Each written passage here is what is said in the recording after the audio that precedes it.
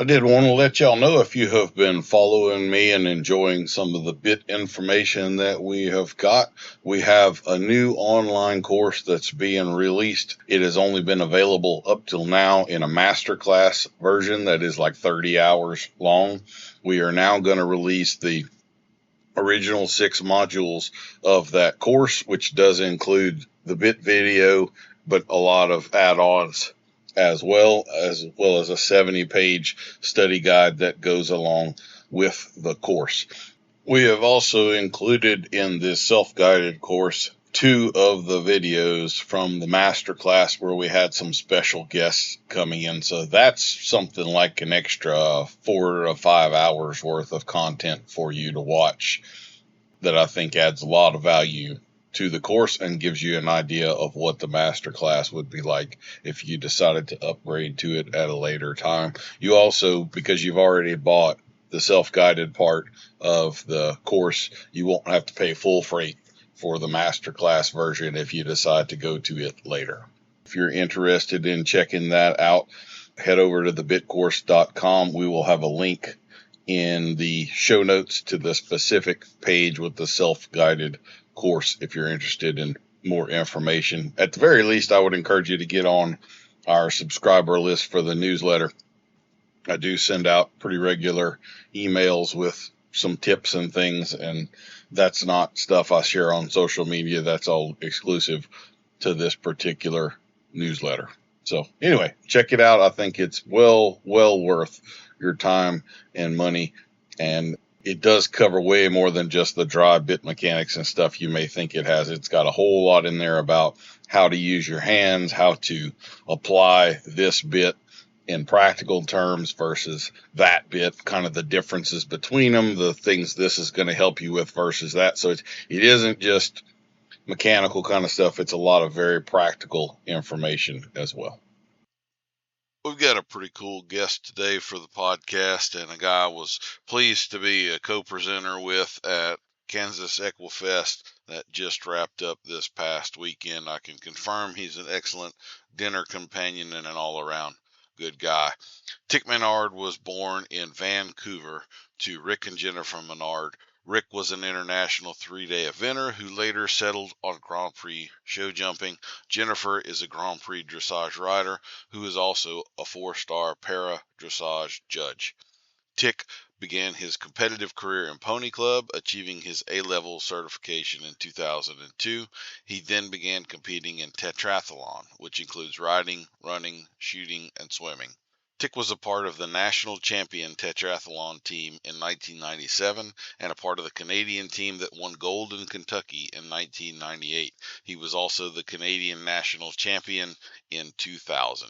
Tick earned his Bachelor of Arts in History from the University of British Columbia in 2005. After Pony Club, Tick competed full-time in the sport of Modern Pentathlon, which includes running, swimming, shooting, fencing, and show jumping. Tick was on the Canadian national team and won national championships twice. He also competed at multiple World Cups, World Championships, and at the 2007 Pan Am Games in Rio. Tick is a 2-time freestyle winner, 2015 and 18, of the Thoroughbred Makeover, and has also judged the competition. Tick serves as an online instructor for the Horsemen's University and for the Noel Floyd Equestrian Masterclass. He's a regular guest on podcast and a contributor to the Practical Horseman, Noel Floyd, Chronicle of the Horse, Horseman's Journal, and others. Tick was also a columnist for Off the Track Thoroughbred magazine for 6 years. He's the author of In the Middle Are the Horsemen, published by Trafalgar Square Books in 2018. Tick is married to Sinead, a USA 3-day eventing Olympic team member and host of the popular podcast In Stride by Ride IQ. Together they have 2 children, ages 1 and 4. They regularly teach eventing and horsemanship clinics together as well. Since 2008, Tick has been training horses full-time. After spending 3 years as a working student, he became assistant trainer to Ann Krasinski, and then the head trainer at Bow Brick Hill Stables in New Jersey. After Tick and Sinead got married, Tick started his own business, and then in 2016, they bought Copperline Farm in Citra, Florida, and merged their businesses into one. Tick has evented at the advanced level and has been long-listed and shortlisted for the Canadian National 3-day event team. Most recently, Tick's become interested in colt starting, expanding his horsemanship and understanding of the process of gentling and starting a green horse. He's apparently pretty good at it, winning Road to the Horse in 2024, and he'll be defending that title this coming weekend at Road to the Horse 2025. He also has a new book that's about to come out that basically was a journaling of his experience of learning to start colts and competing at Road to the Horse last year. That will be released pretty much right now. We've got a link to it in the show notes. It is called Starting in the Middle. Hey, Daniel. Hey, how's it going? Good. How you doing? Oh, doing well. Doing well. I'm seeing a couple guitars in the background. Is that you? Nobody in this family plays the guitar. They're just decorative. One of them I won, and the other one we inherited. Okay, well, hey, that works. Maybe when I retire from horses, I'll learn to play some musical instruments. Can you retire from horses? I don't think I've ever heard of that. Is that you pretty much drop dead out of a saddle one day? Isn't that how it goes, or no? Well, I've never heard of somebody retiring from horses before, but nothing's impossible, right? Could You happen. looking to be the first? I might be the first. Maybe you'll see me on stage playing guitar one day. I like it. I did. Do you know Mark Rashid? I do know Mark. Yeah. Yeah. So see, he's got a side career as a musician and builds guitars in the whole 9 yards. So it's possible. I've actually got you written down here as Tick Maynard, the international man of mystery. I mean, you got the pentathlon stuff. So you're fencing, you're shooting, you're swimming, you're running cross country, show jumping.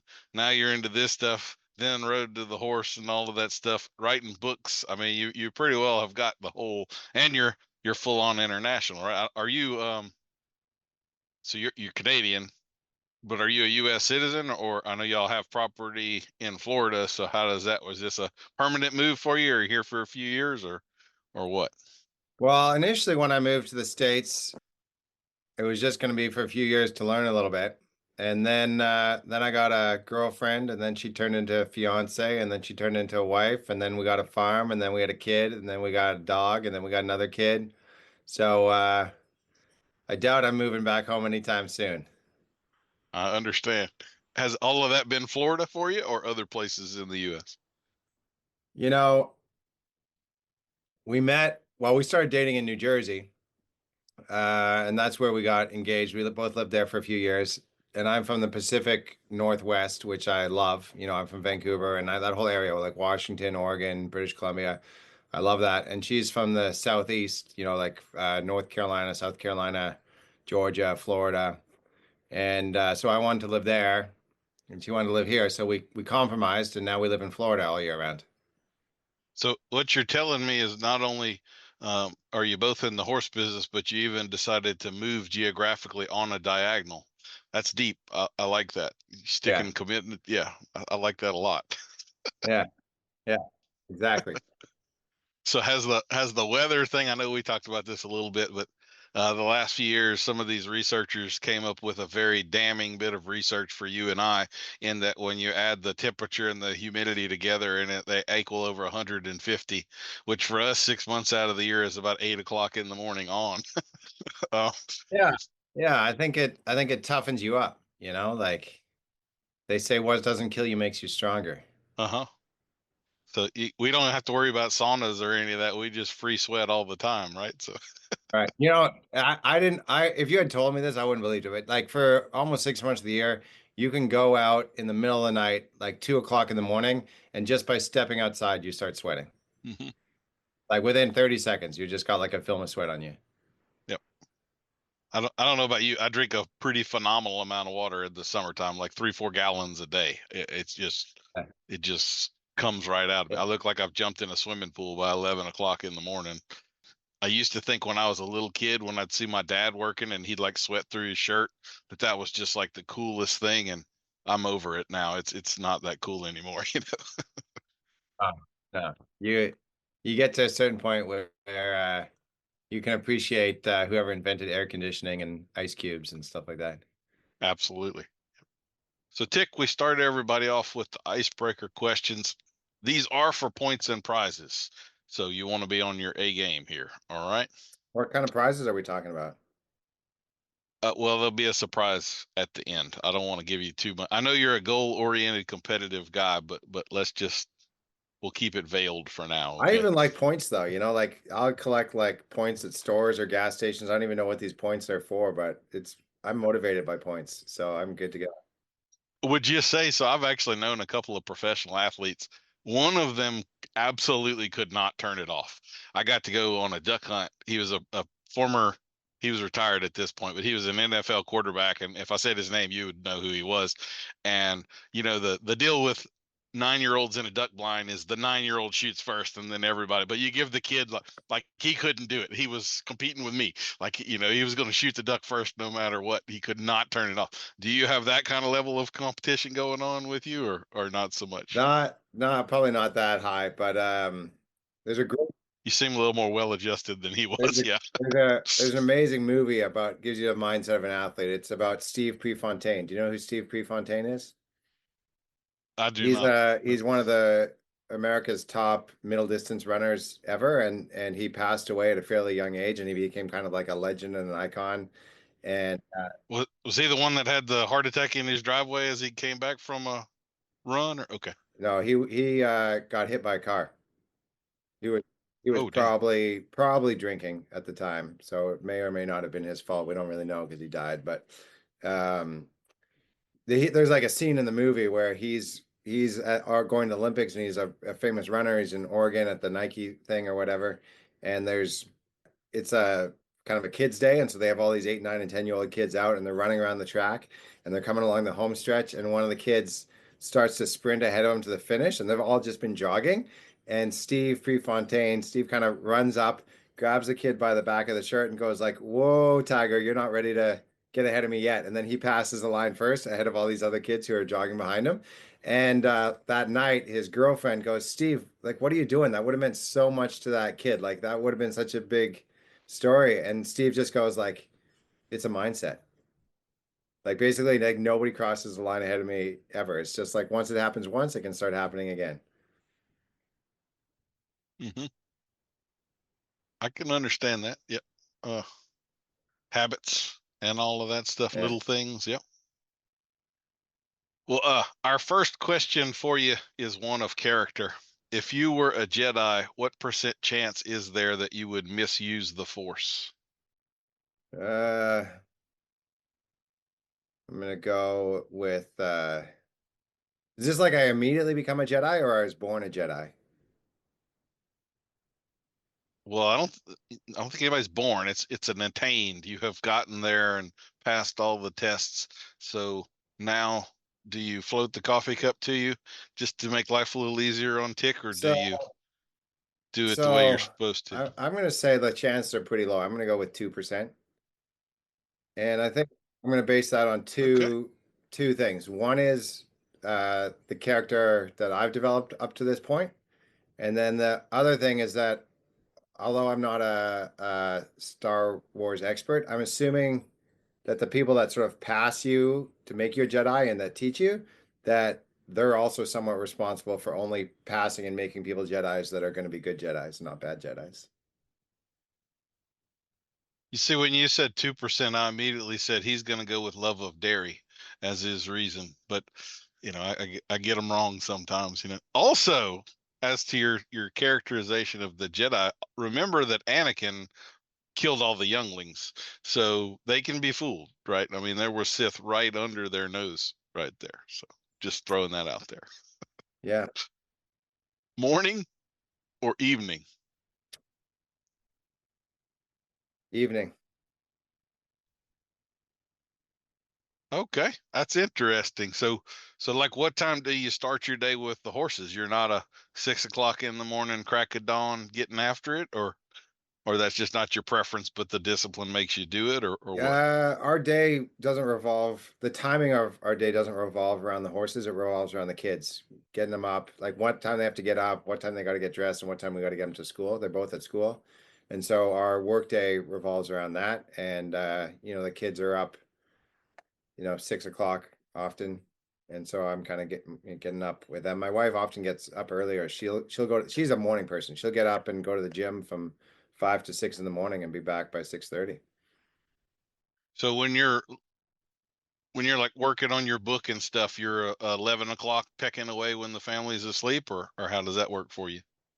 No, it's just too. Here's the thing. I don't know if you've had this answer before, but I'm not really a morning person or an evening person. Hmm.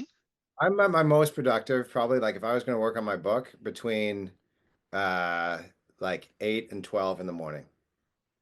Okay. But I never get a chance to work on my book between 8 and 12 in the morning because I've just dropped my kids off to school and then I got a whole day of horse stuff. So I'm doing my book usually. I was working on it in the morning, sort of before the kids would wake up. So it's sort of like 4:30 to 6:30 in the morning, that kind of deal. But not because I'm a morning person, just because that was the only time I could really fit it in. Well, discipline beats motivation every time, right? You do what you have to do, not what's easy or what Yeah. might be what you want to do. I like it. Exactly. You just do what you got to do. How long do you dunk a cookie in milk? Well, very briefly, 1.5 seconds. Okay. So you like still some crispiness to your cookie, huh?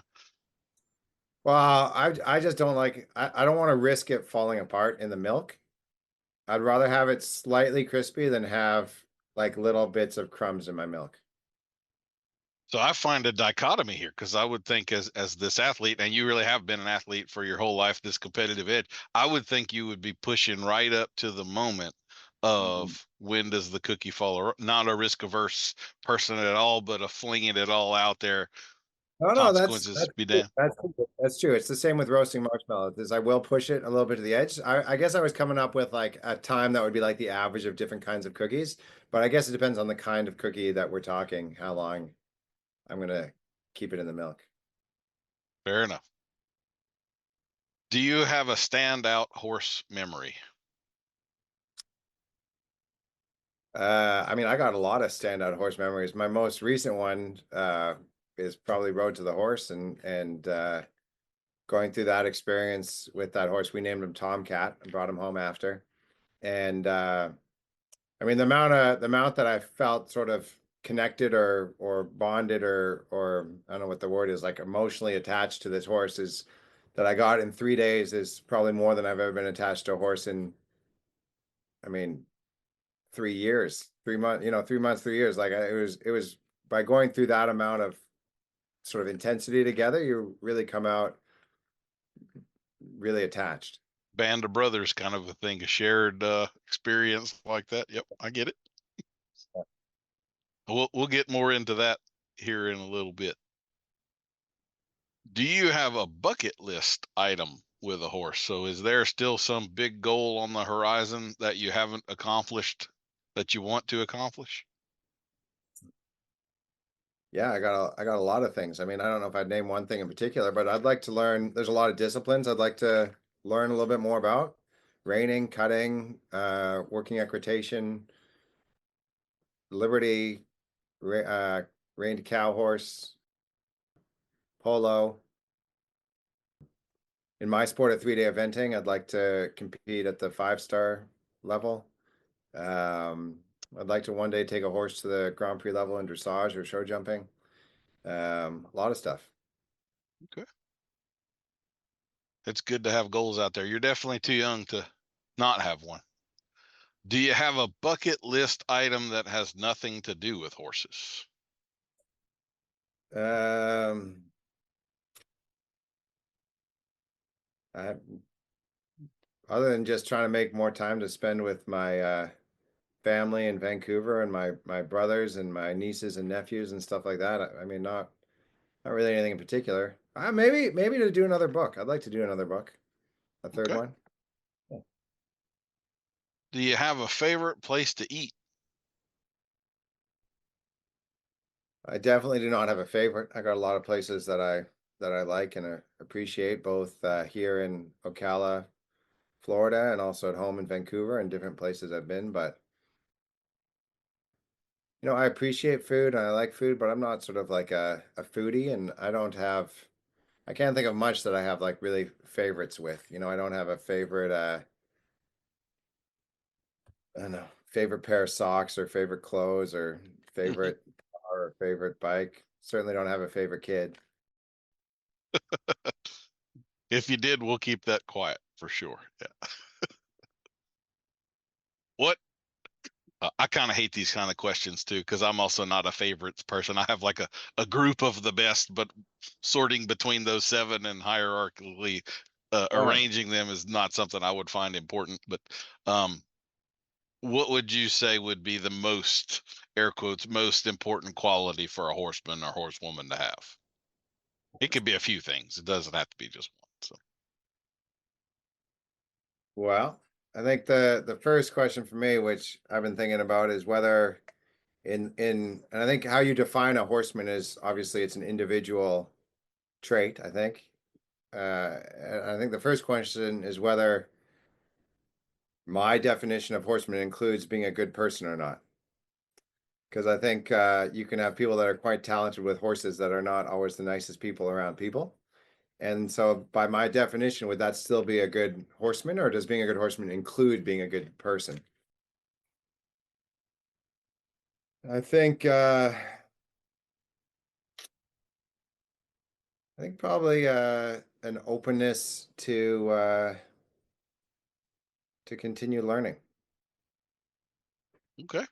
I have to back up though and ask you on the other question because I have a feeling we're thinking about the same guy here. But to your mind, do you have to also be a good horseman or be a good person in general to not be a good horseman? Because yeah, there are some pretty skilled guys that I don't want to have a beer with in this business for sure. So Yeah, maybe we almost need like another name for them. Maybe they're not a horseman, but just a horse trainer or a good horse trainer, but they're not a horseman. yeah, Kind of like a Jedi. Kind of like a yeah. Jedi. Like, even really a Jedi if you're not using it for good. Like, I feel like it's sort of like the way we would define Jedi would be like if you were using your Jedi powers not for good, you wouldn't be a Jedi. But everybody would have their challenges, right? Those moments where you're tempted, maybe, or something. You know, Yeah, that's true. That's true. That's true. theoretically, I don't know. I'm told no one's perfect. My wife mostly is the one that says that, but bay or sorrel, What's that? bay or sorrel. So I gotta tell you a little embarrassed. I don't know if it's that embarrassing, but when I went to Road to the Horse this year, and we had all these. Have you seen Road to the Horse? Hmm. Yeah. So when I went there this past March, and we had we had all these 3-year-old quarter horses from Texas coming off the uh the ramp because we get to watch them beforehand. And this cowboy next to me, he goes, look at that sorrel. You know what I said? What's a sorrel? That was a sorrel. You know what we call a sorrel in the English world? Chestnut. Yeah. Just yeah. I was like, what the hell's a sorrel? What are you talking about? Let me say that I love that you're willing to admit that, and that doesn't make me think less of you in any way, shape, or form. I mean, it is like you're Canadian, and there's going to be some word differences and all that kind of stuff. So that's no big deal. But I love that you said that. I really do. Okay. Yeah, last time I heard somebody say sorrel was last March at Road to the Horse. So bay or chestnut or gray or brown or any other, So do you have a particular favorite color? So in the judges meeting for Road to the Horse, this is a very serious meeting. They've got the 5 judges, they've got the Road to the Horse organizers, they got the competitors. It's the day before it starts. Everybody's a little nervous, and they're running through the rules, seeing if everybody has any questions. And there were a couple disagreements about things. It was a little tense for a moment, um, and and there's mandatory rail work. So the mandatory rail work begins with walk left, trot left, lope left, and then it goes walk right, trot right, lope right, and then you got pick up the feet and dismount and lead and turn and stuff like that. And I raised my hand and I said, by the rules, is it okay if we canter instead of lope? Splitting hairs there, huh? Yeah. But it's like the difference between a fiddle and a violin, right? Like in the English world, we never talk about loping or sorrels. Well, so I think there is technically a distinction. I think a lope is a very slow canter that lacks the moment of suspension. So like a Western pleasure. So there's no way in hell you're doing that on a colt, because that's a more highly trained. You've slowed them down to, So I want to fact check. I don't know if we can take a break from this at some point and fact check the definition of lope, but you, I was under the impression it was the same thing. well, I think colloquially people do use them interchangeably, but and I'm guilty of it myself. But I think technically, and again, technically, so that depends on what group you're looking up the definition from. Because just like we're talking about sorrel, if you go to Europe, the halflinger, which we would call a palomino, they're going to call a sorrel over there. So who's right, who's wrong? The Tom Thumb bit is something different in the United States than it is in England, and then it's something different in Australia, and everybody thinks they know what the Tom Thumb is. So, but you're more than welcome to Google that and fact check it or whatever. But I'm gonna go with gray. okay. I'm right there with you, especially a dapple gray. Like it doesn't get any better than that. Yep. Yeah. On a scale of 1 to 10, how well can you back a trailer? I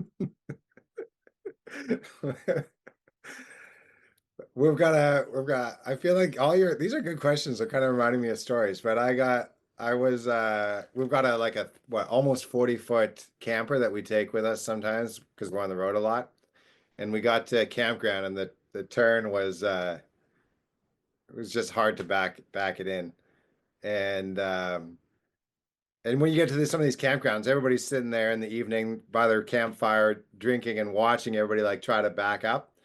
And I come in and I go to back it up one time and I just got out and I went around and my wife got out and she went around and she got in and she backed it up for me and everybody there drinking their beer by the fire was had a good laugh at my expense. But she's definitely the better at backing up the campers and horse trailers, not me.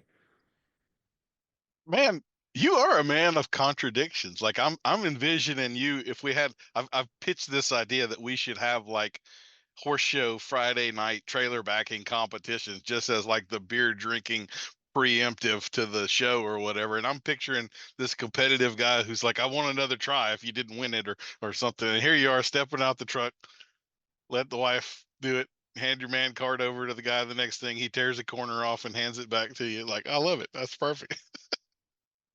So is she equally competitive? She also has that same. Yeah, I mean, I would say she's equally competitive. I'd say in some circles she's more competitive. Do y'all have a challenge there competing with one another, or is that not a thing with y'all? Uh, I don't think so. I think especially not now that we help each other with stuff. And so now that, if I'm helping her with a horse or she's helping me with a horse and we're looking after the horses together, it's almost like if you go to a competition with your coach, like your coach is wanting you to do as well as you are, if not more sometimes. Mm-hmm. And so even though we're both competing, we're also each other's kind of like coach and teammate. So, I mean, I don't think on either our parts there's any competitiveness at all. That's good. I like your fellow countryman Jordan Peterson. I'm a real big fan of, and I think one of his definitions of who your friends really are is fantastic because it's something people don't think of. But according to him, your friends are people who you can tell good news to. And if you Yeah. think about it, there's a lot of people you tell them good news and they immediately kind of downplay it, or they're not truly happy for you. They are now jealous of you, and some sort of defensiveness or something else is going to take place there. There's really not that many people you can tell good news to. Um, so it's fantastic, especially since you're married, because the basis of that should be friendship. And if your wife's not your friend and you can't tell her good news, or vice versa, I would say that constitutes a problem. I I feel like I could tell you good news. I hope so. Yeah, I would be genuinely happy for you. Yep. Thank you for that. I appreciate it. Um, would you tell us? And I have a feeling you're going to deliver on this because you've already surprised me multiple times in this conversation, short though it has been. Would you tell us something unexpected about you? Uh, I guess I don't really know what people are expecting, but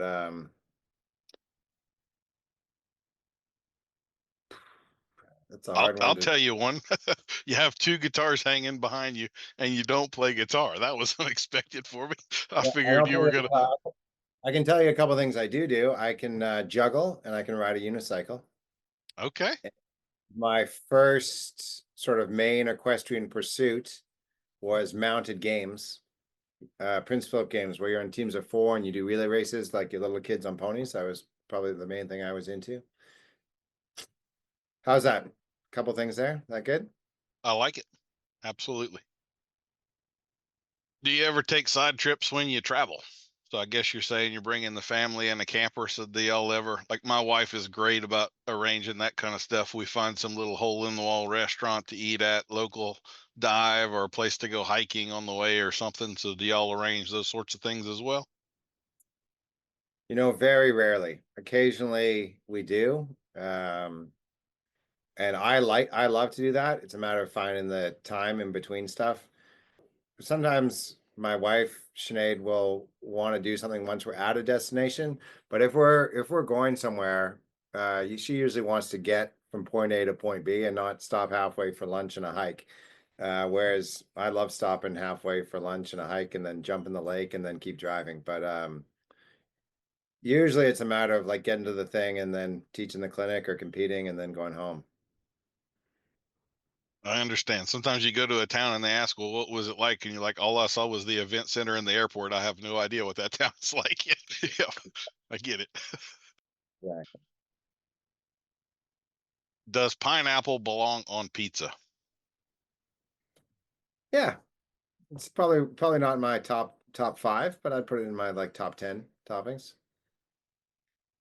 Thoughts or feelings?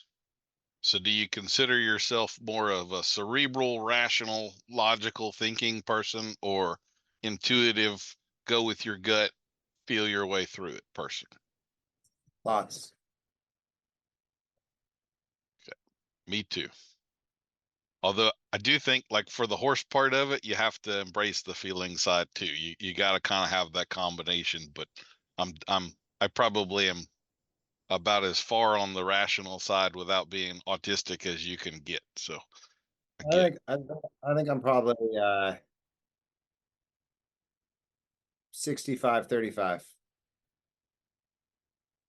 I like it. And let me say, I was going to judge you if those did not equal 100. So I'm glad that you got that done. You're not a product of the U.S. education system there. All right. I'm trying to reel it in.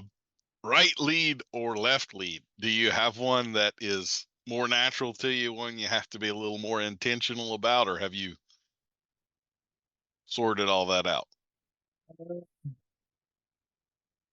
I think I mean I feel like I like both leads, but this one time, have you ever seen these trackers that will you put on the horse's girth or something like that, and it measures the heart rate and it measures your beats per minute and it measures like 20 different things? So I put one of those on my horse. I only done it one time, and it'll tell you how much time in your ride you spent in the walk, how much time you spent in the trot, how much time you spent in the canter. It'll also tell you how much time you spent going left and how much time you spent going right. And in my mind, I thought I had done equal left and right. And I remember it had been, I don't remember which direction it was, but it was more like I don't know, probably like 65, 35 or it was like an amount where I was really surprised. Actually, I Hmm. wasn't even close to 50-50 in how much I'd gone in one direction or the other. So I think that's probably one of those questions for me that I would probably not be an accurate judge of how I really am. I like it.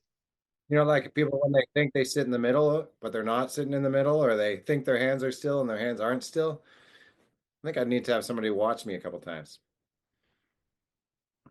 So I got to ask this: why was that a borrowed thing or at an event, or why did you only use it the one time and not play with it later to sort that Yeah, out? I was at I was at somebody's place and they had one and I just borrowed it for a ride I was doing. Yeah. So I'll share with you. I think I've said this on the podcast before, but my very first paid riding job was riding racehorses, Yeah. which meant posting to the left all day, you know, and it has ruined me to this day. If I'm going to pick up the right diagonal, I have to consciously, I'm either going to double sit to do it or something. But if I'm not thinking about it 100% of the time, I will pick up the left diagonal unconsciously. It ruined me pretty much. Um, and it's never been important enough for me to work on or something like that, you know, but it is weird how you pick up those little things and you're not aware of them, you know. Anyway, Yeah. would you say that your hands or your legs are better? And we're not talking like modeling here. We're talking as an equestrian, hands on the reins, legs on the ribs kind of stuff. Um,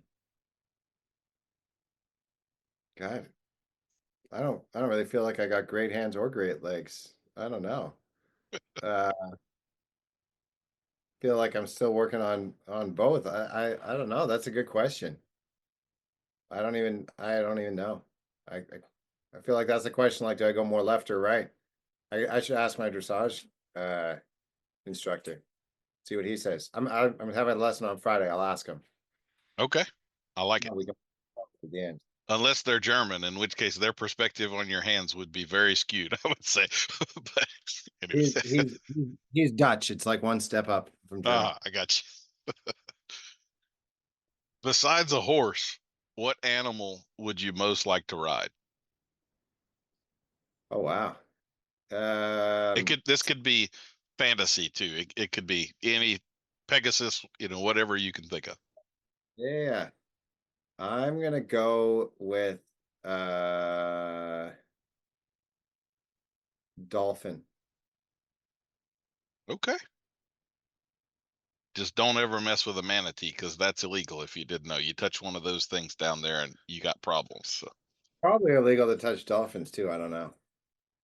I've done it. So if you can, they pretty well wanted you to because they're in The complete control of that. So the dolphins?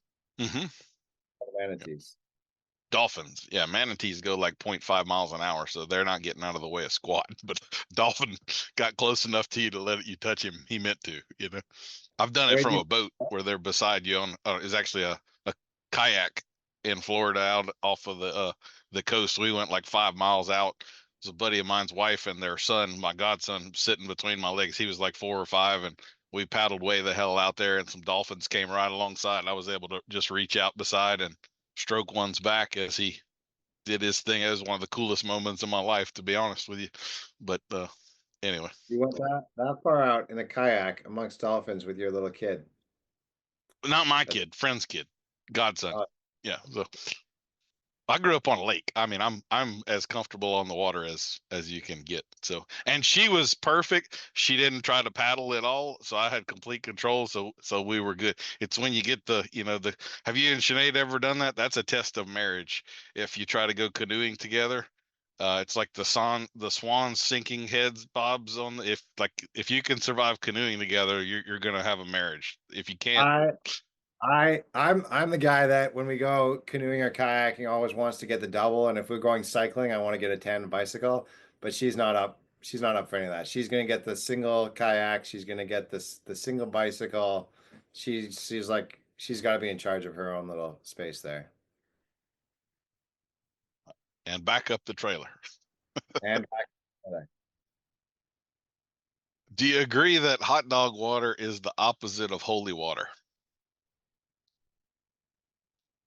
I've never had hot dog water. That's probably good. It's one of the most gross things we can come up with. I'm gonna go with like I need more information on that one. I don't know the answer to that one. Do you have a horse industry related pet peeve? Of course, I guess the biggest thing that gets me kind of riled up is when people get on their high horse, so to speak, about their way being the right way. Have you been on the internet, Tick? Because that's pretty prevalent out there. If I want to put myself in a bad mood, all I got to do is scroll through Facebook for about 30 seconds. Well, people will watch a 5-second clip and then give a 30-minute dissertation on how that person has no idea what they're doing, right? It's mind-boggling. I mean, the biggest thing, I'm not really against like people having strong opinions about stuff, but I guess the biggest problem with how most conversations take place just in general, but especially on social media, is there's not a lot of context or nuance to the conversation. It's like summing everything up into like a meme or a photo or a 10-second clip or like a conversation that is like set up to be adversarial rather than having like an in-depth conversation between two friends that have different opinions or like something that's longer, like in a well-researched article or book or something like that, where you can actually understand the backstory and the context behind a different opinion. That's why I do 3-hour podcasts, man. You're speaking my language right here. Are you decisive or indecisive?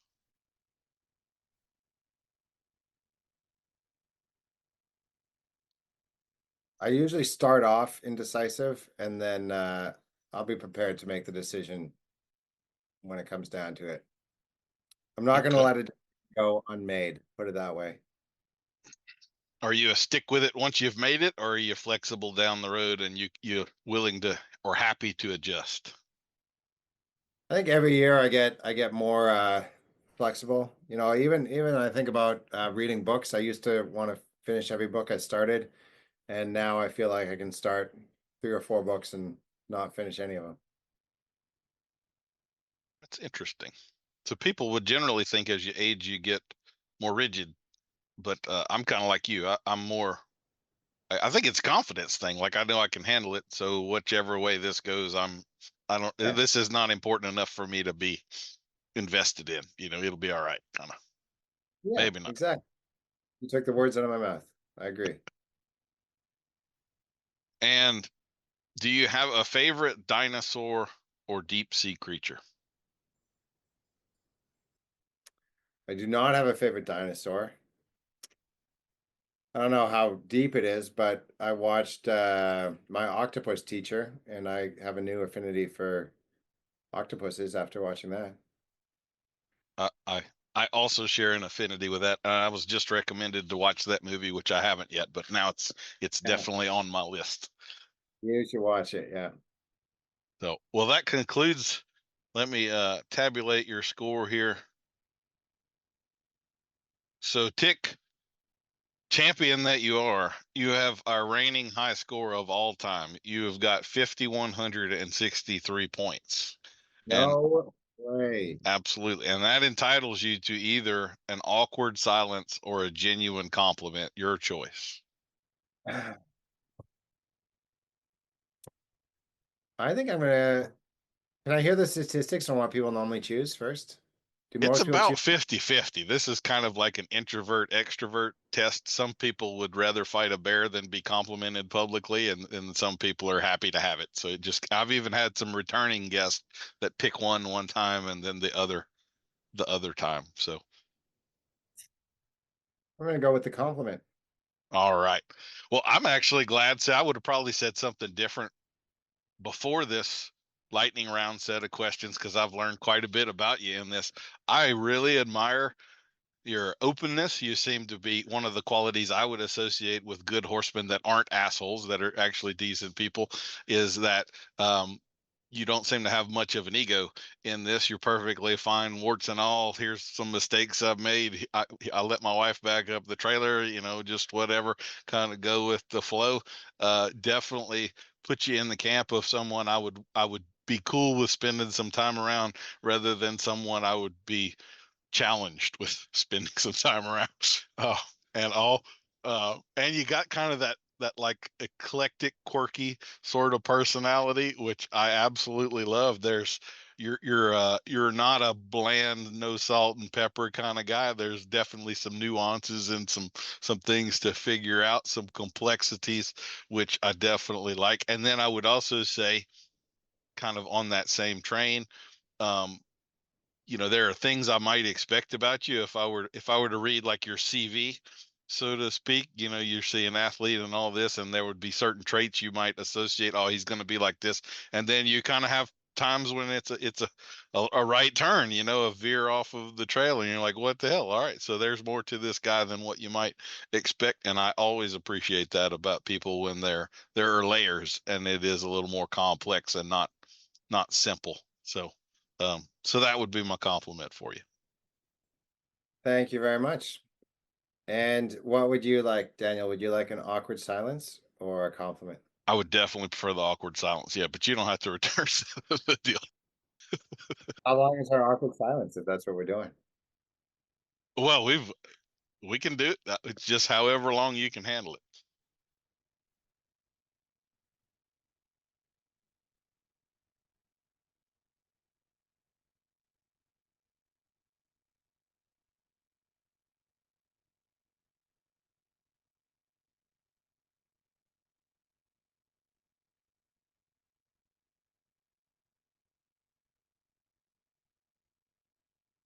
Okay, that's probably getting painful for the audience. I feel like I have to save them at this point. But that was glorious. I I enjoyed was that. Yeah. I was gonna break it soon if you weren't. Yeah, we can't let it go on all day. We got a audience at home. We can always shorten that in the editing though. Yeah. Yeah. I want to be respectful of your time, and you got kids and all of that stuff going on. But yeah, There- it's dangerous to there- get into people, two when competitive people guys with listen a contest like that. Yeah. people listen to this, they're not gonna know that we were silent for 54 minutes. Straight eye contact too, the whole time. Absolutely the whole time.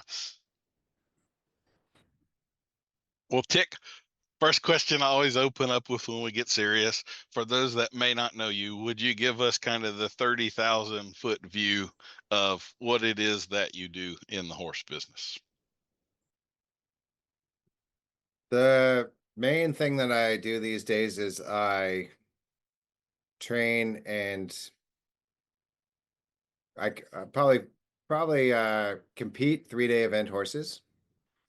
And for those of you that don't know what 3-day eventing is, it's dressage, show jumping, and cross country.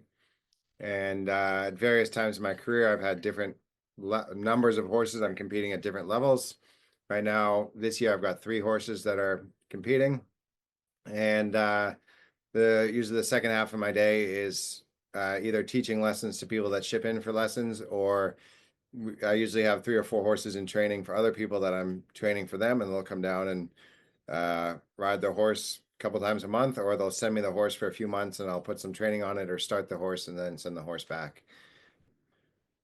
So that's sort of the main thing I'm doing. There's a lot of other stuff that I'm doing as well. The biggest thing recently is obviously the Road to the Horse competition.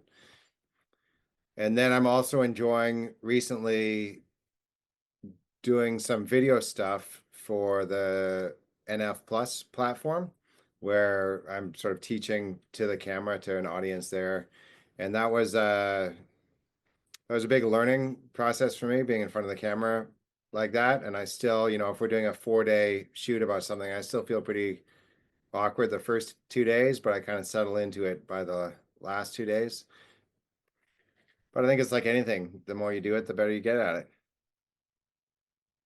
I'm gonna try to go with this chronologically, but your first step up into the world of competition was as a pentathlete, and now you're doing 3-day eventing.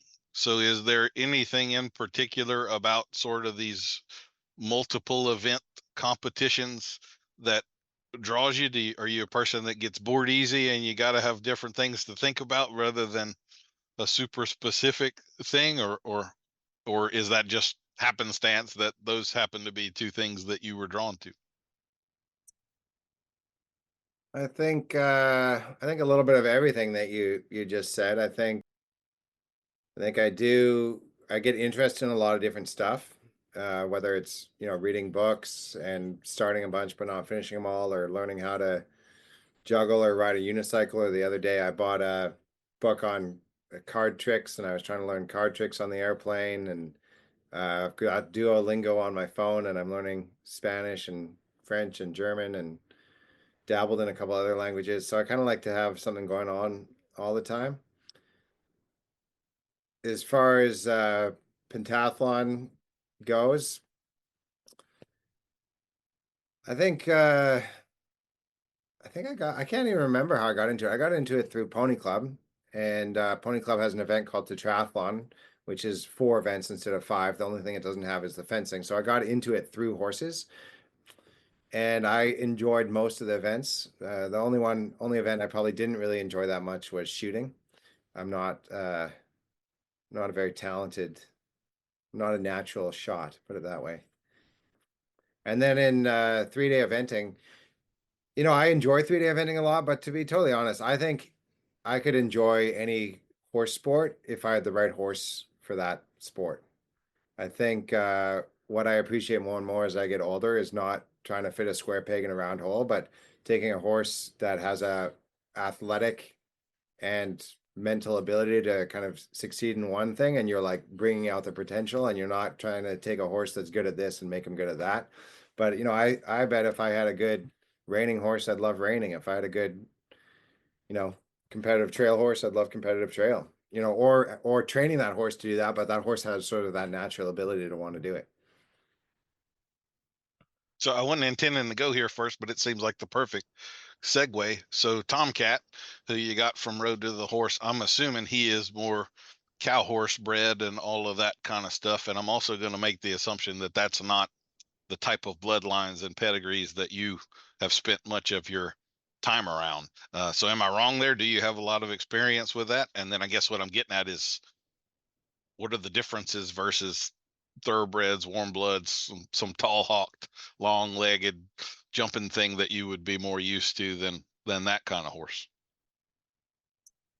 Yeah, this is the first quarter horse I've ever really had for this amount of time. I've kind of helped other people with quarter horses at clinics and stuff like that, but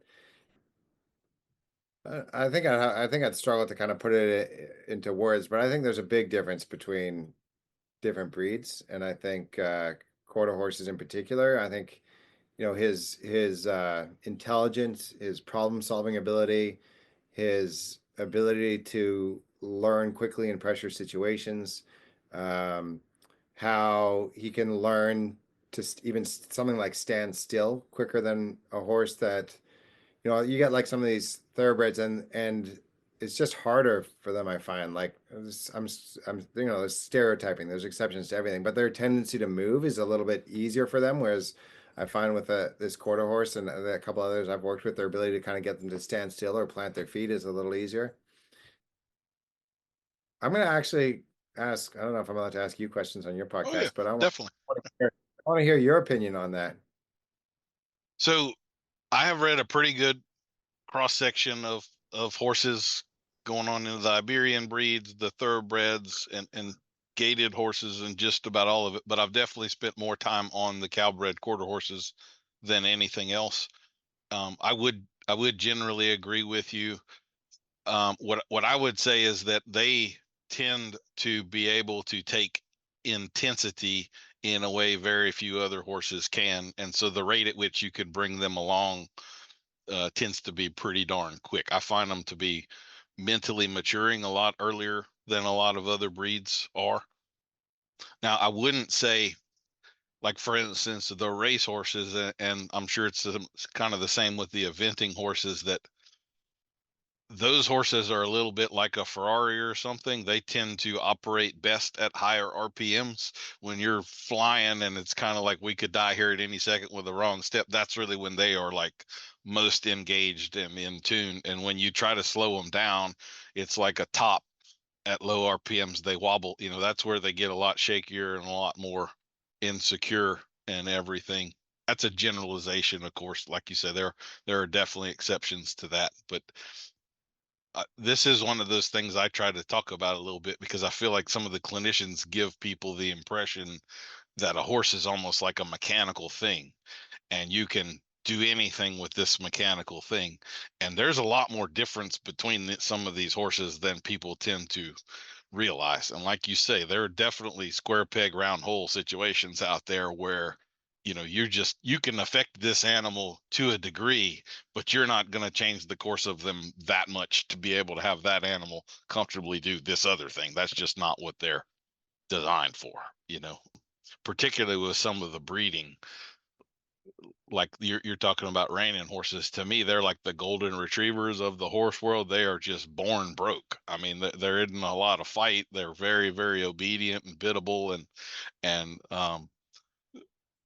so that natural tendency that they have is so strong, it really makes the job just very, very easy, you know. So that would be my thoughts on it anyway. Yeah, you see the same thing in the dog world, trying to put a square peg in a round hole. Somebody, works long hours in New York City and they buy a border collie. Hmm. They're like, what are you doing? Yeah, Uh, get something that's going to fit better into what you want to do with them. absolutely. So within the pentathlete world, I did want to ask you a little bit more about that. Like, how did you, because you got to a very high level in that. So I mean, this is fencing, this is cross country running. Like, was that a full-time job for you? I mean, just the complexity of training and all of these different things that aren't necessarily related or even taking place in the same physical place. Like, I'm guessing if you got to go take fencing lessons, that's probably not in the building right beside the track and the shooting range and the swimming pool, and all of it is so Yeah. displaced. I'm imagining like that I could just see a logistical nightmare in trying to keep all of that. So what was that like? So I got into pentathlon when I was in high school and I kind of dabbled in it, but I wasn't training a lot for it. And then I got a little bit more serious when I was at university. I went to the University of British Columbia, which is in Vancouver, and I was training. Aside from going to school, I was training 6 days a week, and I'd probably be doing two of those five things every day. Before school or after school. And then after I graduated, I think I graduated in 2005 from UBC, and then for 3 years I trained for Modern Pentathlon pretty much full time. And then for money, I would apply for grants, like grants that athletes get or through the sport or through the Canadian sports system. And then I would work sort of odd jobs, and I'd also teach some riding lessons.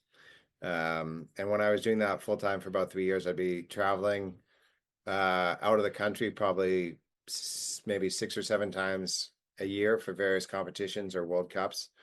And I'd probably, when I was at home, I'd be probably training 6 days a week, and I'd probably be training three and sometimes four of those sports a day. I believe it. When I was kind of apprentice horse training, like, I lived the life of a monk. I mean, I ate it, breathed it, slept it. Like, it was my whole day, every day. There really wasn't a whole lot in my world other than that. So you come from a family of equestrians, and you said you came to that from Pony Club. So was the show jumping side of that like your obvious peak aspect of it, or not so much? Were you happy to get off of a horse a little bit and swim and run and all the other things, or what? You're talking about for Modern Pentathlon. Is Yes. that so? We're going through the five events to give you like a recap. Show jumping was definitely my strongest event out of the five. Un well, fortunately, unfortunately, I don't know. The reality of show jumping in modern pentathlon is that you draw a horse. So whatever country or competition you go to, you don't bring your own horse. You draw one out of a pool, and no matter how good or talented or experienced a show jumper you are, you can still just draw a horse that's going to have a couple rails down. And the opposite is also true. You can, there's competitors, modern pentathletes that would train, they'd be swimming 5 days a week, but they would only train riding once a month. And they'd be just kind of good enough that they could perch on the horse and steer around, and you can draw a horse that's not going to have any rails down. So, over the course of an entire year, the better riders would statistically do better. But at any one particular competition, whether it's a World Cup or the World Championships, you could be the best rider in the world and still have a couple rails, and you could be like one of the very weaker riders and still jump a clear round. So the way that was, because of the reality that it doesn't incentivize a lot of pentathletes to train a lot for the show jumping, whereas the swimming, the points you get is directly related to the swim time you get. There isn't really any luck involved on picking a horse. And so people were much more motivated to train for swimming and running. And that's part of the reason why the riding level got weaker and weaker in modern pentathlon, to the point where they're now, after the last Olympics, this past Olympics in Paris, that was the last Olympics in which they're having riding. And the next Olympics in LA, the riding portion will have been taken out and replaced by sort of like a obstacle running parkour type event. In So does terms that of make your heart weep? uh no, like I think if everybody in pentathlon had sort of enjoyed the riding and treated it with an appreciation and respect, and they had taken it out, I think it would have made my heart weep. But uh, most countries that do pentathlon in the world, uh, they're recruiting athletes from swimming, because swimming is out of the five events, swimming is the one where it's probably the most difficult to start when you're 17 or 18 years old and still get to the level you need to get to. So what most countries do is they'll go to like 15-year-old swimmers that are not going to quite cut it on the world stage because they're like 3 seconds too slow or something like that. So they're still really good swimmers, and they'll recruit those swimmers into the modern pentathlon program. And so I would argue that most people internationally did not really appreciate or respect riding, and so that they took it out. It's just kind of like it's better for the horse, really. It's better for equestrian sports too. Like, if we don't want to lose, show jumping, dressage, and theater eventing in the Olympics, if we don't want to lose those, we got to do a good job of holding our world accountable to doing a good job and a fair job with horses, so that to the public it doesn't look like we're idiots and abusing these horses. And so when we see what's happening in the pentathlon world, I think it's a shame in some ways, but I think overall it's probably good that they took it out. Yeah, I know what you mean. We seem to continually be getting black eyes on the world stage on that stuff. Yeah. Sorry, I forgot to silence my phone here. And then I was a fairly good runner. It was 3 kilometers. So I definitely wasn't like a American college athlete. I was getting close to running a 9-minute 3 kilometer, which is good for the pentathlon world. But when you look at top college runners, they're running not only under 9 minutes, but some of them run under 8 minutes. So it's all right, but it's not great. Swimming, uh, that was probably I was kind of probably middle of the pack in swimming. It was 200 meters, and I'd swim like a 2:13, 2:14 kind of time. The top swimmers in modern pentathlon would be swimming right around 2 minutes flat. But again, top swimmers are swimming closer to 150.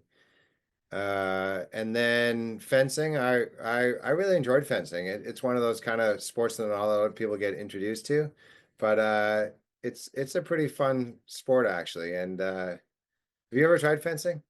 I have not. No. Yeah, it's an interesting sport. It's pretty fun. Yeah, with my personality, I would have a hard time not turning that into swashbuckling, or it may take me a little while to get serious about it, but I would sure enjoy playing with it for sure. I've done a lot of pool noodle sword fighting on a horse and that kind of thing, Yeah. Oh, Yeah, and then my weakest sport was pistol shooting. So is it with an air pistol from 10 meters, and you're trying to hit the target about the size of a grapefruit, and the middle, the 10 ring is about the size of a dime, and you're standing there with one handed, and you're trying to shoot the target.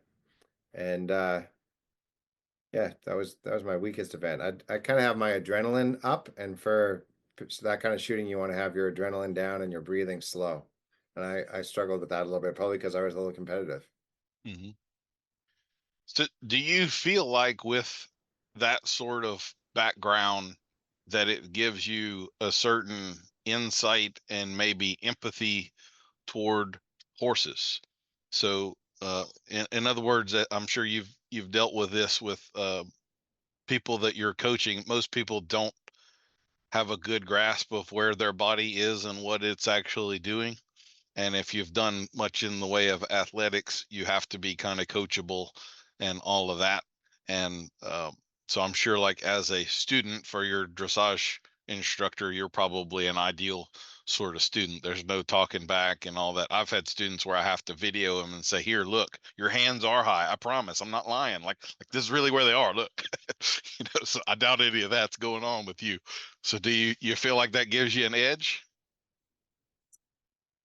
I think yeah, I think it gives you an edge, but I think no matter what you do in life, if you get passionate about something, it's going to give you an edge in the next thing you do because um you learn how to think through stuff and I find everything, I bet you if you were like a world-class gardener in some way, like if you had invested time into really getting really good at that, you'd find some parallel that would help you with riding.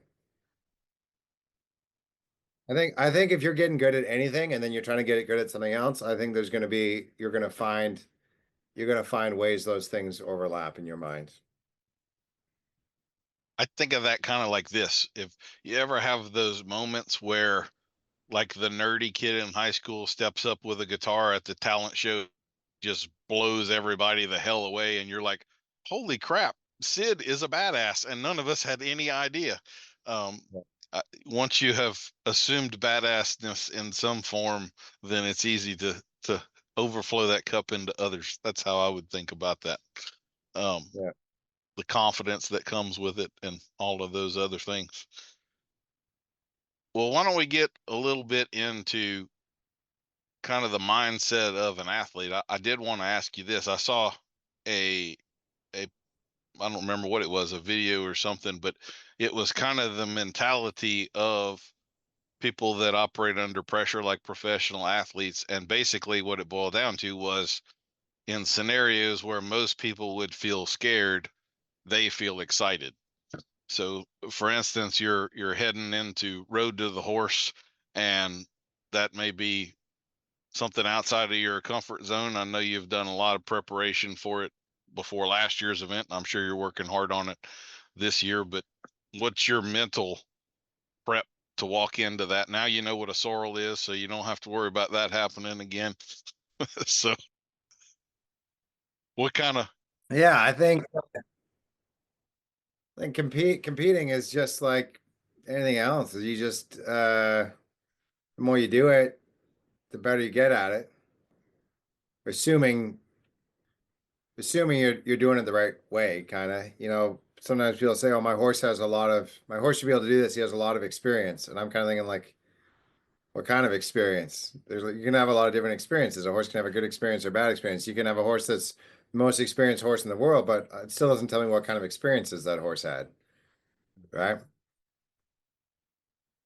I think the motivation to compete can come from many different places.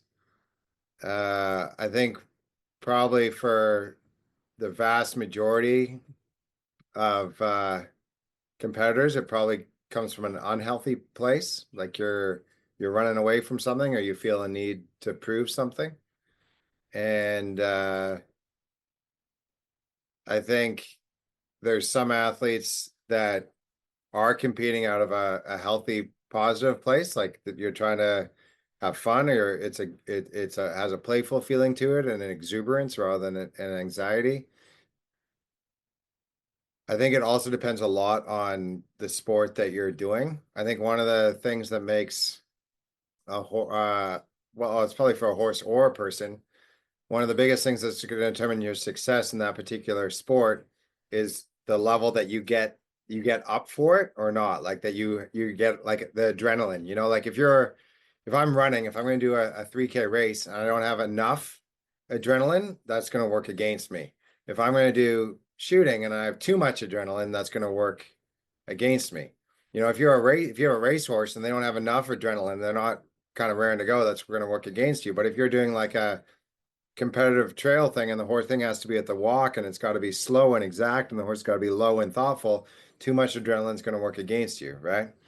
And I would say every year, kind of as I get older, I find probably two things. One is I'm able to gradually get better at having the right amount of adrenaline for the right thing. And the other thing is I feel slightly less desire to compete every year. And when I first heard about Road to the Horse in 2012, it was something that I really wanted to do, and I spent like kind of 10 years kind of making sure that my name was in the mix for somebody that might get picked. And by the time they invited me, I was almost 42, and I was getting to the point where I probably was almost ready to say, no, I don't want to do it. It's too big of an ask for me, and I don't feel the need to like go out and prove myself in this way. And I wouldn't be surprised if the amount that I compete now and the amount that I compete in 10 years from now, it looks very different. I have no idea what your original question was, by the way, Daniel. So I was asking if you had any like rituals or exercises that you use to kind of mentally prepare. Like I'll give you an example. If I'm doing a presentation or something, but where I need to be on, I really don't want anybody to talk to me for like 10 minutes before. I'm trying to gather my thoughts, and if you come and distract me in that point with some meaning, what do you want a sandwich after or whatever? Like you're gonna piss me off. Like I need some quiet, focus time right there. So do you have anything like that? Or maybe you don't wash your socks for 3 days or whatever it might be. I don't know. Yeah, no, I don't have anything that's really superstitious. I don't have anything to do with socks or having the right this or the right that I can't do without. I'm generally not a very superstitious person. I do agree that having a little quiet time beforehand to get your mind right is important so that you're sort of focused and ready to perform or compete. Obviously, the easier it is, the more prepared you are for that, and the less of a reach it is for you mentally and physically, the less you've got to get in that focus point to do well. When I go out to these horse trials in Ocala, and I've been doing them for years, and it's not like at a high level for me. I can be chatting away with somebody right before I go out of the start box. But if I'm competing right at the highest part of my potential or the highest level I've competed, yeah, then you're really wanting to make sure you're zeroed in and focused and ready to go. So let's talk about eventing for a minute. So I'll be honest, I know some about eventing, but like I don't know what the difference is between a 3-star, a 4-star, a 5-star. So what are we talking, height of jump, length of course, or level of the dressage, or like what's and is that the rider, the horse? Like what is kind of the breakdown of how that works? Yeah, so there's 5 stars, 1, 2, 3, 4, 5 star, and it refers to the degree of difficulty for all three phases, for the dressage, the show jumping, and the cross country. The most obvious way you see that is in the height of the jumps. As the stars go up, the jumps get higher. But you also see it in a lot of other ways. The technicality of the courses get more difficult. In the cross countryness, the narrowness or the angles of the jump get more difficult. In cross country, the terrain, like how you go up and down hills and how they use that, gets more challenging. In the dressage, the movements get harder. So, for example, at the 1-star level, you might have leg yielding. At the 2-star level, you might have some counter canter. At the 3-star level, they might be adding in shoulder in and haunches in. At the 4-star level, you might be adding in a steeper amount of counter canter and walk pirouettes and walk canter walk transitions. And then at the 5-star level, they'll add in flying changes as well as making all those other things more difficult as well. And then another actually big one to recognize that is what makes it really challenging is the degree of fitness. So the length of course gets more challenging, and it becomes the point where you're not just practicing the 3 skills, you're also having to make sure that at least once a week during the season you're devoting a day. Often people say every 5th day, but it varies on the person and their program. You're having to devote a day just to getting your horse fit enough where they can actually get through 10 minutes of galloping. Yeah, that takes a lot of TV shows and movies would definitely make people think that horses can just run for 25 miles, and yeah, that's not true, is it? There's a lot, and there's a huge amount of both art and skill and science to getting your horse that fit without making your horse resented and without getting your horse injured. Very fine line, because if you push it too hard, your horse is gonna emotionally hate you or they're physically gonna get injured. So you're trying to like find that thin line for each particular horse, how they get fit and how far out from the competition you need to start getting them fit. So what about another aspect of that? Like I'll say some of the most pain in the neck horses that I have had to ride were the ones that were super fit, and they just feel like King Kong and want to go beat their chest all the time. And that may not be like for the dressage, that may not be what I want you to be feeling like right now. So do you find the mental challenge there too, that you got to handle this horse very differently than this other horse and so forth? And are you riding a variety of breeds? We talked about that a little bit earlier. Is it kind of a, I know this isn't a breed specific deal, so is it all of them are thoroughbreds, or could be any of 20 breeds that you got, or what? Yeah, if you go and you look at the lower levels of eventing, sort of the amateurs and the people that are competing at a lower height, and you went to the AECs, which is the American Eventing Championships, and you looked at like a broad base, I bet you could find 20 breeds there. You're gonna have different kinds of ponies. You're gonna have, I wouldn't be surprised to see a draft horse here and there or something like that, or an Arabian or a quarter horse or a whatever, thoroughbred, warm blood, all kinds of different stuff. When you get to the highest levels of the sport, the 5-star level, it gets much more specific. And they're going to be virtually, not all, but virtually they're all going to be either thoroughbreds or thoroughbred warm blood crosses. Some version of that. And you might call that like an Irish sport horse or some kind of German horse like a Trakehner or something like that. But the bloodlines and the type gets much more similar at the highest levels. In terms of the fitness of a horse, that's an interesting question, and I think I think it makes me think of two things. The first is, how you said a thoroughbred at the beginning of our conversation today, you said a thoroughbred can think faster or think better when they're going faster Hmm. as opposed to a quarter horse. So there's some truth to that, but I would also try to have a horse and people that are training the horse understand that if a horse can do something, if you can teach it them at the walk or halt first, and they can really do it with an understanding and a relaxation, and then you add in the speed later, it's going to be even better than if you just teach them whatever the skill is at the trot and the canter and the gallop. They may do it, but you're going to lose a little bit of their ability of how much they really understood it and were able to think through it. Whereas if you start eventing and you teach them right from the time that they're started to do all the things slowly and smoothly and rhythmically, and then once they've got that really strong, relaxed, rhythmic foundation, then you go on to add the speed and adrenaline second. I would argue that's going to make a better horse in the end. The other thing that I see sometimes, and it makes me even think a little bit of human athletes. you think about somebody that is like the football star, you know, the quarterback or the wide receiver or whatever sport it is, and they have some kind of behavioral thing. Like they're not getting good marks in school, or they're a little rude, or they stay out late. But because of the football star, people tend to hold them to a different standard and they kind of get away with stuff. You know what I mean by that? Absolutely. And I think it's sometimes the same with really talented horses. Like people have this mindset that, oh, to be a really top horse, they have to be quirky or they have to be difficult.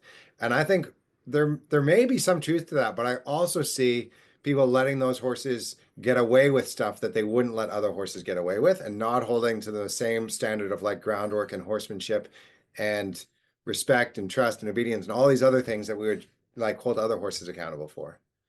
Yep.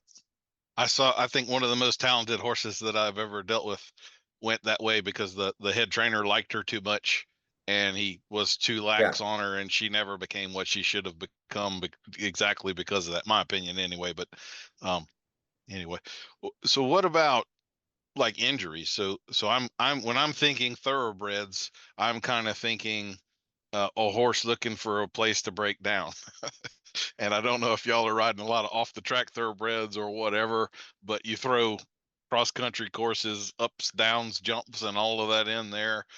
So is that a balancing act that you have to go through too, or is it pretty well, you know, the ones that we have trouble staying sound, they need, that's the square peg round hole thing, and we're not going to deal with that, or what?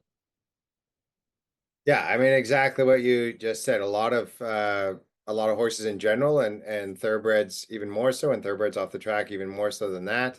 Um, yeah, it's difficult to keep them sound, and you know, it's very frustrating if you've spent a lot of time and money, energy, and love getting a horse ready for 5 or 10 years for something, and then the week before you're supposed to go to the Olympics, the horse is not sound. And you know, people that have had that experience, they pay a lot of attention now to the bloodlines of a horse and the vetting that they get that they put a horse through before they buy the horse, and you know, the vet care, the amount of money that we spend on vet care and staying ahead of problems and getting stuff x-rayed or ultrasounded or whatever. Even if you just think you might have a problem before you actually have a problem, you're already trying to stay ahead of it. I mean, it's just like any kind of like high performance endeavor. You're putting a lot of time and money and love into like making sure that everything is top notch, and it's not easy. There's a lot of mistakes that you can make, and you try to learn from each one, but then you think you've made every mistake that you can make, and then there's like another one you can make. Yeah. Well, plus all of that, we seem to come up with like a new terrible disease every year that gets added to the list of things that are catastrophic. I think Geld scars is one of those that we're on now. I don't know if you've ever dealt with that. And then a couple of years ago, the kissing spine thing, genetic in thoroughbreds, and it's just a PSSM, and like there's a never ending tirade of, oh no, now that's on the radar too, you know? So, Yeah. so going back to Tomcat, where does he fit into your world now? Are you looking at eventing with him, or is he the family kid's horse, or you just dink around on him and do liberty stuff, or the new thing you want to play with, he's your guinea pig, or what? The last one, the new things that I want to play with. So right now I'm teaching him some Liberty stuff, which is a sort of a discipline I want to get better at. And then the next thing I'm going to do is I'm going to learn a little bit more about the Western world, get more comfortable riding in a Western saddle, and and whenever I've got an opportunity to participate with an instructor or a clinician that comes to town, whether it's in yeah, reining or cutting or ranch versatility or competitive trail or something like that, he's going to be the horse that I do it on. So he's going to be my horse to, you know, all this other stuff with eventing, that's like my job, and for him, that's going to be my hobby. Give me a chance to do something new. I love that. That really is. I didn't own a horse for a long time, or let me put, I didn't own a horse that wasn't there to be flipped or something. Like I didn't have my horse, you know what I mean? I have him now, but that might be one of those things a lot of people are surprised about with horse trainers. A lot of us don't really have like our horse, kind of a horse that we get to go play on and relax a little bit with and all that kind of stuff. So for Road to the Horse, I don't know if you're doing as much this year, but I know last year before it, you had gone and ridden with some guys that are well known for colt starting and kind of, would you tell us a little bit about, because I don't know if like I don't generally think of the English world as having a real strong colt starting aspect to it. In fact, I've started tons of English horses. I kind of view they tend to outsource most of that, and then they want them when they're a 7-year-old and all the goofy is gone.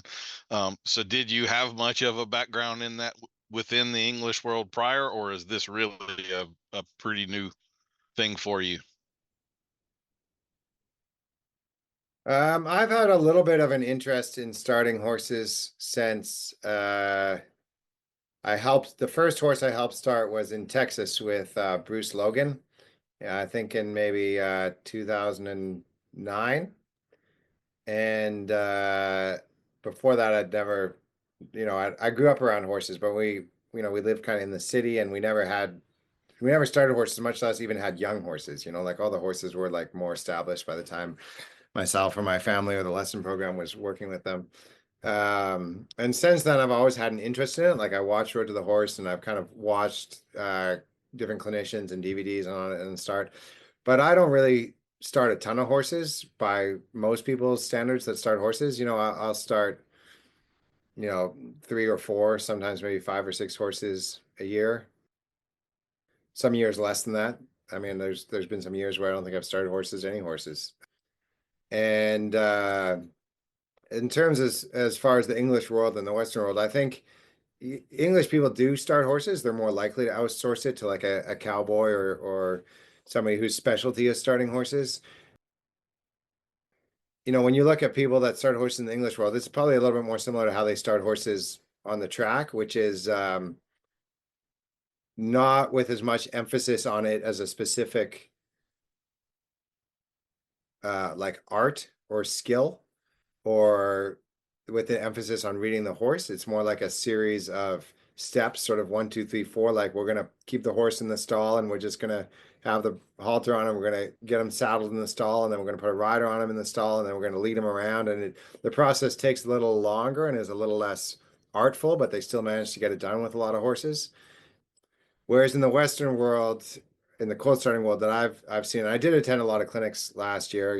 I worked locally with a guy, Jake Birnbaum, who's amazing, and then I attended clinics with Glenn Stewart and Martin Black and some other people. I mean, there's probably too many people to name right now, but what I love about that is when they really start to think of it as not just something that they got to get done so they can get to the stuff later, and not just as a skill, but it becomes a discipline, or even more than that, becomes an art in itself, how good people can get at it. It's pretty amazing to watch good cold starters. Hmm. Well, I gotta say, I gotta pay you another compliment here because I had no idea, and I mean this in all sincerity, but I would have thought you had started way more horses than that before going to Road to the Horse to do that. So that's, I mean, kudos to you for getting to that level. Obviously, you have horsemanship in other ways and all that kind of stuff, but that blows me away that you were able to get that good and that accomplished with it with that number of horses.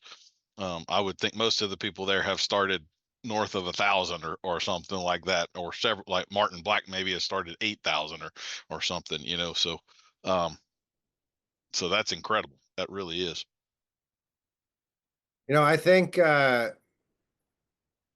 I think there's two specific skills. You have to have some cold starting ability, and I spent, the 9 months leading up to it, I really doubled down on learning the specific skills, about how to get a saddle on a certain way and how to catch a horse a certain way and how to tip them off a certain way, and not to diminish how important those skills are, because they're very important. But I think a road to the horse format for a person really comes down to two things, which aren't to do with like those kinds of skills. I think what it comes down to is, one, is your ability to read a horse. Not what you do to the horse, but your ability to read the horse, which basically tells you when you can push and when you got to wait. And I think if you wait at the wrong time or too long, you're not going to get road to the horse done. And if you push too often, too much, or for too long, you're also not going to get it done, and it's going to look bad, right? So I think the biggest skill to have, if you can call it a skill, is your ability to read the horse, and that's something that I think you can see in all different disciplines. And then it's just sort of taking that thing and going and transferring it to colt Mhm. starting. And then I think the second thing, which I was very aware of going into it, um, is not is being able to go into it and not letting the pressure of the timeline and the judges and the prize money and the crowds and the television cameras, not letting the pressure get to you to where you start to ignore your ability to read a horse and you start to push too much. Mhm. And so I really had to go, and I didn't make myself do it. It came together I don't know what the word is, like almost a magical way for me. It was a very unique experience in my life. How much I was gonna able to go into that competition with the combination of being very, very well prepared and not caring if at all if I won. Normally those two things go hand in hand. Like in pentathlon, I was very, very well prepared, but the reason I didn't shoot well is because I cared how I was going to do, Yep. right? Whereas with Road to the Horse, I went into it with the mindset of like, I'm going into the best job I can. And that's not something I think, at least for me, that I can just tell myself to do and I can do it. Like because I've tried that. I've tried going into competitions. I know it's more important to focus on the process and the outcome. And I've said to myself, don't like as if I'm telling myself, don't care how you're going to do, just focus on the process. But you still care. Like you can't force yourself not to care, kind of.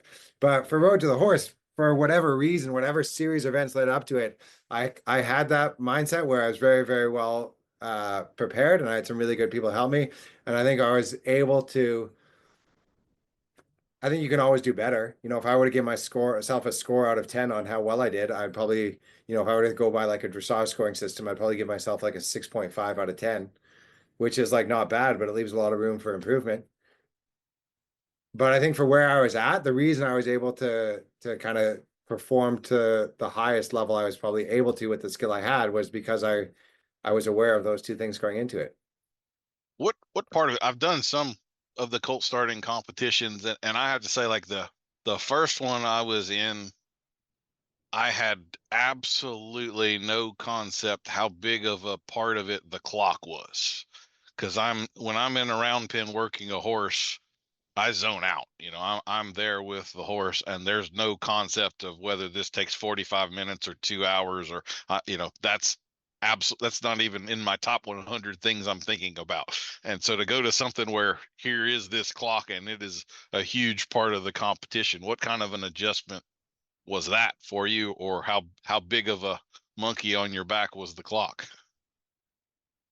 Honestly, compared to what we think of as the horsemanship world, that played like right into my strengths. In my sort of English eventing world, everything is on a timeline. My day is broken up into 30, 45-minute hour segments. I got to finish this horse at this time, start this horse at the next time. The next lesson is shipping at this time. If I'm teaching a clinic, everything is on like an hour and 15-minute time schedules. I've got 4 people. I got to get them all feeling like they accomplish a certain amount of time, get something done between 9 and 10:15, start the next group at 10:15. Otherwise, my whole day gets behind schedule. The first time I went to what we think of as an actual horsemanship clinic and I saw people run with no timeline, like I was equal parts amazed and inspired and equal part uncomfortable and anxious about it. I was like, when I saw somebody for the first time just go, there's 100 people watching, we've got 5 people in the clinic, and we're going to sit here and wait for this horse to lick and chew. And we don't know if this is going to take a minute or 8 minutes or 28 minutes. And we're just all going to wait. It's like the awkward pause. It's like we're just all going to wait until this horse takes a breath and licks and chews before we go on to the next thing. The first time I saw that, I was probably 20, probably 29 years old. And I'd never seen somebody take that time for a horse before. And I will tell you, I'll never forget that moment. And and so now I'm very aware of trying to take the time it takes for a horse, but I'm also part of just the way that my life has operated has been on a schedule. And like compared to people that don't operate on a schedule, that definitely like played to my strengths for sure. I like that. That's perfect. Absolutely perfect. Well, why don't we talk a little bit about the book that you have coming out? You're going to be releasing it at this year's Road to the Horse, and that is Starting in the Middle. So, what inspired you to put this together? So my first question is that's a it's over 400 pages, that Hmm. book. Now I want the truth. How much did you read of this I book, didn't get Daniel? very far into it. She just sent me the email with the PDF maybe 4 or 5 days ago. So, yeah, I didn't Okay. get very far. Okay. I'm sorry. I have a online course going on right now, and that has been like my worlds. I was hoping I was going to get that a month ago or something, but No. I just wanted to get a general idea so I know how much to kind of like steer this conversation. So I read probably 10% uh, of it, something like that. I do have a couple of questions, but yeah, I'll be honest with you. so basically the writing the book, the start of writing the book and getting invited to Road to the Horse, those two things happened at the same time. And so for nine months from when I got invited to competing, I kept notes. I'm not normally a diary keeper in my sort of day-to-day life. I'm not the person that goes home and writes in their journal or diary about what horses I rode or what I did. But it's also something that when I've had projects, like I enjoy the writing process and I want to take notes so that I can do a good job of the writing. And so whenever I did a clinic, whenever I was competing, whenever I, throughout each day I rode to the horse, I was taking notes. And then at after Road to the Horse was over, then at that point I started trying to take all these notes and condense them into a book. And it is, or I've just finished it now. So it was a very time consuming and difficult process to do that. One of the biggest challenges, which I had the help of an editor at the end, was that it was way too long once I had kind of taken all these things that I experienced and all these thoughts I had, and I put into a book. At the end, it was probably almost close to 200,000 words, and we had to try to cut it almost in half to where it was closer to 100,000 words. And that's it's difficult, like cutting parts to know what to cut, and it's also a very time-consuming process. I will say I enjoyed it though. There were times where I didn't enjoy it, but overall, like I enjoy trying to reflect on stuff and think about how to break stuff down and what I learned from different things. Well, I did. This was in the beginning where I was reading it, but I wrote this down. I thought this was a fantastic quote. One of my little habits is I keep all these folders in my phone notes of one of them is what I call arena writing. So I haven't built the place that I want yet, but I dream of having an arena that on like each panel around the arena has words of wisdom on it. So I can just envision this day I'm riding this horse and we stop to take a break and I'm having a little problem and I look up and there's the words of wisdom that apply to exactly what I'm doing right now, you know. And so this made my arena writings list. So the quote is the difference between playing with cards and playing with horses is that with cards, you will win or you will lose. With horses, you either both will win or you both will lose, no matter what you think. And I thought that was just fantastic. And it also kind of plays into the that question I had for you of what makes a good horseman, and then you immediately said, "Well, are we talking about someone who's also a good person and is good with horses, or not?" I would say it's pretty reflected through your book that you are the latter, not the former. You know, you are concerned with how this gets done, not just that it gets done, and all of that stuff. And I loved that saying. So that's going to make my arena wall at some point. Thank you very much. I love that. How how far out till we got the budget for the arena? How many years are we talking here? Depends on how this podcast grows, man. Let me tell you, I don't know. Or if I get the road to the horse invite, we'll see. I had actually applied the very first year they did wild cards to it, and I wasn't particularly thrilled with the process. It kind of rubbed me the wrong way because some of the people that were wild cards already had TV shows and stuff like that, and I was kind of like, yeah, this wasn't set up the way I thought the way they said it was going to be set up. But so I haven't reapplied since, but maybe I should. Who knows? I'll put in a good word for you. Well, thank you, thank you. So, with the process of writing that book, kind of like you're talking about, I don't know what it's called, but the thing that was attached to the horse, and you discovered you went left more than right, even though you thought it was even. When I think that process of taking notes or videos or whatever is often very revealing, because your impression of what it is versus when you look back on the video, the notes. So what revealed itself to you that you weren't expecting when you started to go back and dig into that and make sense of it all? So, like some of the surprising things along the way were a lot of things that other people pointed out. For example, when I was doing a Martin Black clinic, he pointed out that I virtually always do everything starting on the left of the horse and the horse's left eye. And so now I'm trying to get in the habit of when I am taking a break or approaching a horse, or I go to first brush a horse or whatever it is doing, go to the right side, because no matter how much I try, I don't think I'm going to even it out. Like there's still always a tendency to do more or start on the left. So I'm trying to do more on the right. Working with Jake Birnbaum down the road here in Ocala, he pointed out to me that a lot of times he called it my internal hum, but it's like this internal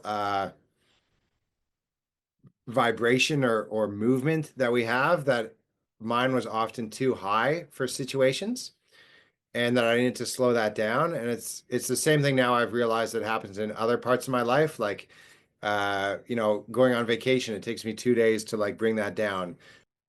If I come into the house at lunch hour, I come in and I'm like doing six things at once, and my wife is trying to do something on the computer or answer an email, and she's just like tick. She's like, "You're at a here, and you need to bring it down to a here," and so that's something I've become. I wasn't really aware of that so much about myself, and I've become much more aware of it now.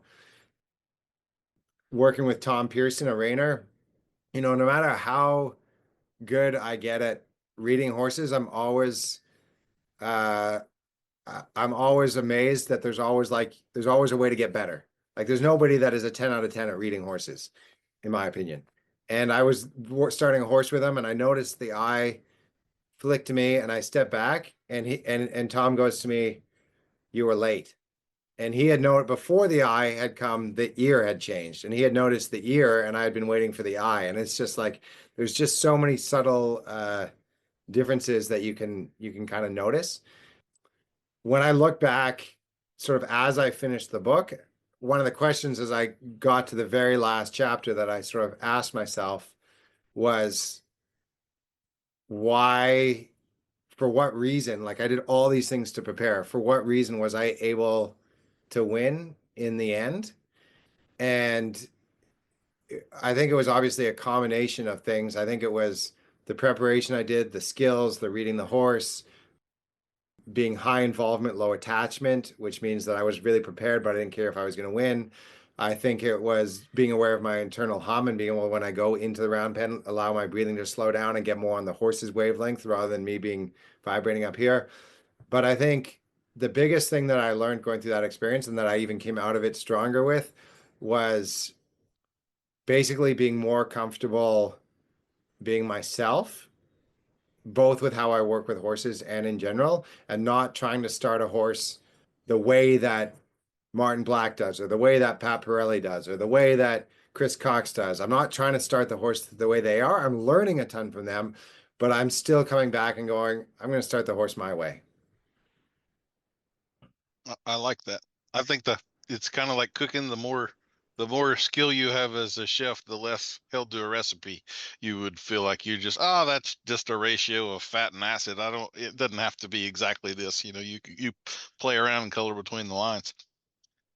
Do you feel like going down this rabbit hole of cult starting and starting to maybe look at more of the micro um, expressions of the horse, the ear flick, the eye, do you feel like that has translated and made you a better horseman in the eventing world and the rest of it?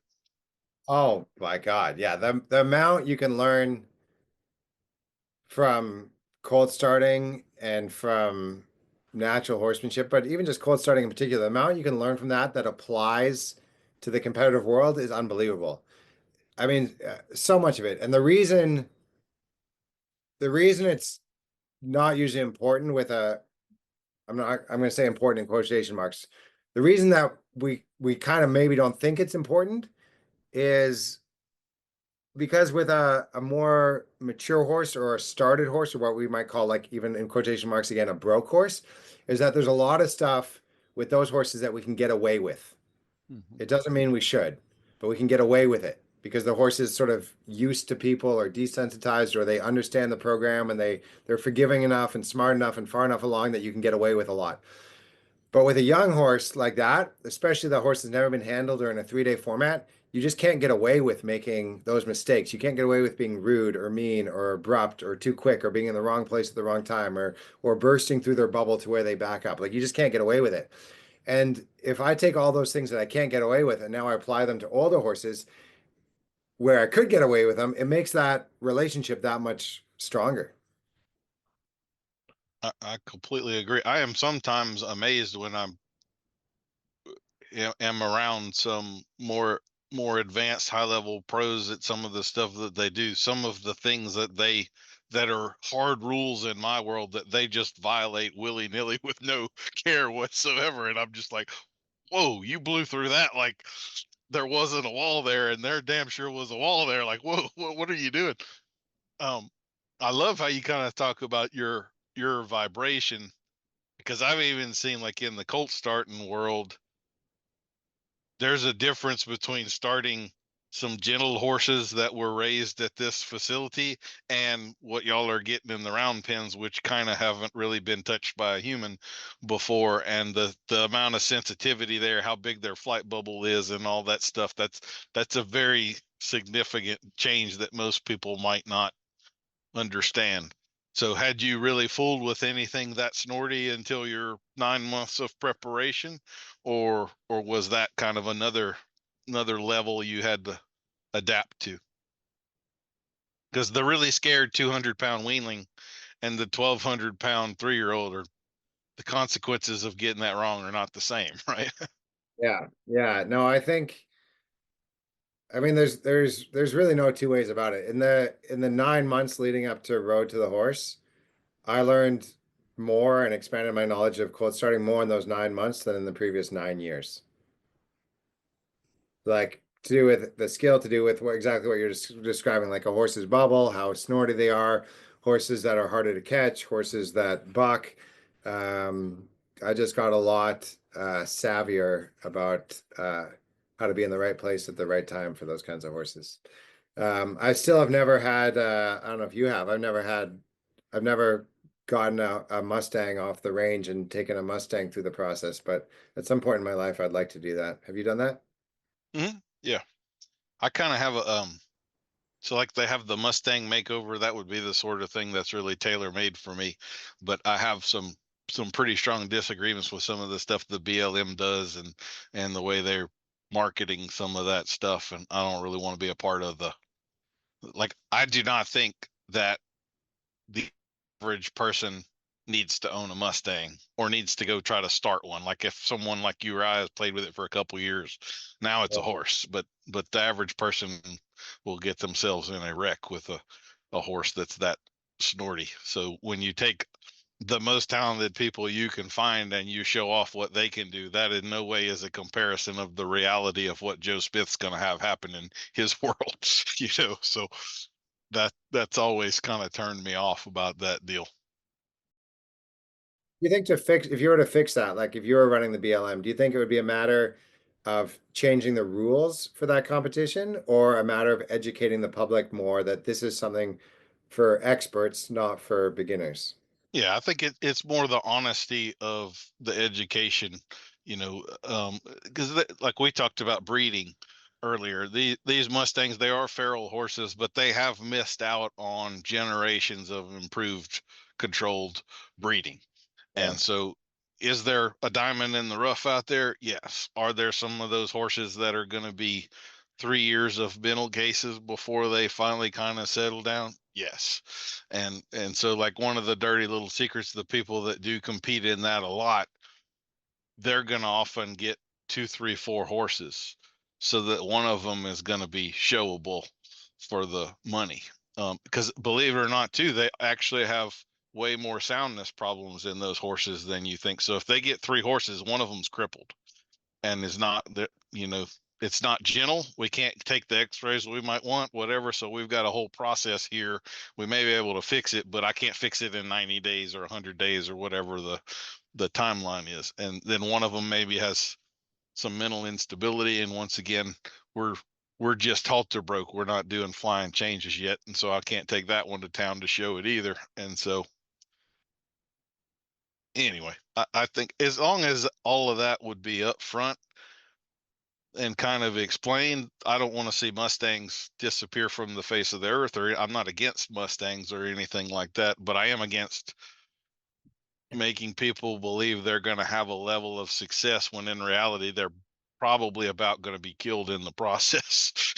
That's just a very different dynamic going on. I don't think most people belong starting colts at all. That because you're always going to make a mess of that the first few times, and this is something that you could get hurt, the animal could get hurt, you could set it on a path that's going to kind of ruin its life and so forth. So I think we have that stewardship responsibility of entering into that with a certain frame of mind, and it's not like wood carving. This is not something you can just learn the hard way and it has no consequences other than a couple of band-aids or something like that. So that's my thoughts on it anyway. So with the book starting in the middle, what does that refer to? Is that your original title, or did the editor come up with that and gave you an angle on it, or how did that happen? 100% the editor came up with that. I had a couple of working titles, none of which I were in love with, which is why I was happy to change it. The working title I had as I went through it was just simply starting horses. But starting in the middle, I liked it because it referred, to me anyways, I felt like it referred to a few things. It felt like, Road to the Horse, we're often starting in the middle of round pen. We're also starting not really not the middle of the horse's life, but also not when the horse is born. The horse is 3 years old. Also, for me being about 42, which is about sort of midlife, statistically speaking, it's sort of like starting in the middle of my life, a new thing. Like the colt starting thing is something I've always been interested in. But really, like I said, the 9 months leading up to it, it was really like a very deep dive into trying to understand a lot about that world. I read a lot of books and saw a lot of videos and clinics and education and stuff like that. And the more I thought about the title, the more kind of different things I thought it applied to. So, and it also has a nice sort of reference to my first book, which is called In the Middle of the Horsemen. So it kind of like has a little, and the covers are kind of similar. So I just kind of liked it. I thought it had a nice feeling to it. That pretty much does mean you have to write a third one too, because this one is in the middle, right? And so you got to have. You got to have a trip. That's another question for. Are you an oldest child, middle child, baby of the family, or what? You guess? I'm going to say you're a middle child because you have this complex personality. I'm a middle child. My older brother is 3 years older than me, and my younger brother is almost 6 years younger than me. Yep. For those listening, National Middle Child Day was yesterday, and we're all fine that you forgot. It's okay. No big deal. Are you a middle child? I am, yeah. You know what? You know what's so funny is I feel like I'm not somebody that's big into astrology or signs or anything like that, but I do feel like there's a disproportionate number of people that I get along with and I think that are cool that are middle children. Y- Yeah, if you meet someone that's got a good sense of humor, they're either highly traumatized or a middle child. There's just no other way to get it, right? Or both, I guess. That could be the third option. Well, I'm almost forgetting our sponsor for this episode. So let me get that real quick and we'll pay the bills. Tick had informed me that he's got a brand new shampoo sponsor, but I didn't get that quite in time for the episode. So we're going to go with the original one, Trudeau's Cuban Cigar Emporium and Manny Petty Studio. Justin Trudeau wishes everyone to know that he won't be unemployed for long. Years ago, the Trudeau family secured a sweet deal, tariff-free, with Papa Castro, and Justin's going to capitalize on the community property. We'd like to announce the grand opening of Trudeau's Cuban Cigar Emporium and Manny Petty Studio. What could possibly be better than enjoying a beautiful, rich Cuban cigar while having your cuticles taken care of and your feet massaged and exfoliated? Enjoy some musical theater playing on the big screens as you take in the warm tobacco flavors and maybe trade some crypto. Everything can't be free, but our Wi-Fi is. Not only can you enjoy some self-care in our Canadian Manny Petty studios, but you can pay your carbon taxes here as well or charge that new EV. That's right. Every Trudeau studio allows you to fulfill your destiny and pay for the damage you've inflicted or had inflicted on your behalf to our collective environment. We're also going to be installing a restaurant at each location in the coming year. Enjoy a nice soy or alternative protein meal while you rest and relax. The UN and WEF are clear on this. To save the earth, we all need to be eating more bugs. So let's embrace the proteins that are more sustainable. Get over the ick for the health of Gaia. Our beautiful Canada goose and loons enjoy these proteins as well as our sustainable fish. Isn't it about time that we all look to Mother Nature for our dietary needs in a sustainable and tax-heavy way to boot? Cigars, mani-pedis, and soy burgers or cricket burgers made with real crickets who ate soy. You can't go wrong at Trudeau's Cuban Cigar Emporium and Mani-Pedi Studio. Okay, we paid the bills now. Did you like that? You're a genius. You're a very good writer. I I came up love with the podcast just to have an excuse to write the mock sponsors. I really think that's it. the truth You, of it all. that is like a hidden talent. That is really good. I'm impressed. You should collect those and make them into like a little booklet or something like that that you could sell or that people could download. I mean, that is amazing. Maybe so. Thank you. Well, what you have Road to the Horse going on? You and I, this will probably air after this, but you and I are both going to be at Kansas Equifest. Just, I guess it's the weekend before Road to the Horse. So, what does the future look like for Tick? Are you now going to be doing more teaching, clinician kind of stuff, and at expos and events like this versus focusing just on the eventing, or what? Well, there's two things that I'd really like to be able to start spending a little bit more time doing. The first is another book, and I got a few ideas for that. And I'd love to be able to set up my days where I don't know how to do it yet, but where I'm not always working on it at 4 o'clock in the morning, because for a morning person, that's a rough go to for your day. But I did enjoy the writing process, and I got a few ideas.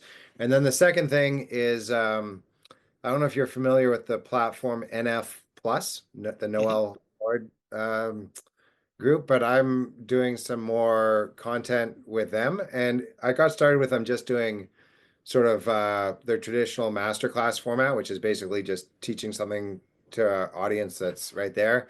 And then lately, we're trying to do some more stuff that is a little bit more almost like docu-series style. So the traditional stuff that they've done, it's something that, if I were to watch it, I would sit down in the morning, have a coffee, and be ready to take notes as I watch it. And we're trying to do stuff more now where like you could sit down in the evening with a glass of wine, maybe with somebody that isn't fully a horse person, and watch it and still kind of feel like it's as entertaining as it is educational.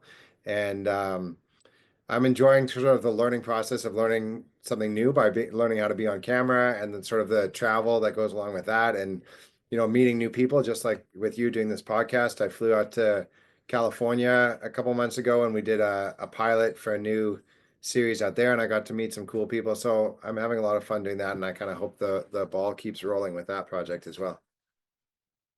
I have always thought that the best and worst people in the world are in the horse business, and if you can figure out the difference, then you'll have a very cool path in this deal. Yeah. Well, is there anything else? I know we're about out of time for you here. Is there anything else that I haven't asked you about or gotten to that you'd like to uh, throw back in to the conversation? Or Well, I still feel like I missed my chance to pay you a compliment, and I'm going to throw a couple small ones out there. The first one is just this detail of this white shirt that you're wearing with all these colorful parrots on it, and I actually love this shirt both because I like the style and I like parrots, and I think it's kind of like got a nice sort of artsy flavor to it. And then the second compliment that accentuates the shirt is just that I love having a discussion with somebody that has like a nice, warm, inviting smile, and the smile just goes through your whole face and into your eyes. And I feel like you're interested in having this conversation with me. So thank you very much for that.